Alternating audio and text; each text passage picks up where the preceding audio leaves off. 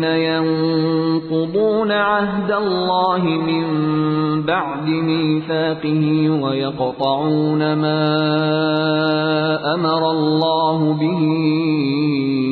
أَن يُوصَلَ وَيُفْسِدُونَ فِي الْأَرْضِ أُولَئِكَ هُمُ الْخَاسِرُونَ كَيْفَ تَكْفُرُونَ بِاللَّهِ وَكُنتُمْ أَمْوَاتًا فَأَحْيَاكُمْ ثُمَّ يُمِيتُكُمْ ثُمَّ يُحْيِيكُمْ ثُمَّ إِلَيْهِ تُرْجَعُونَ هُوَ الَّذِي خَلَقَ لَكُم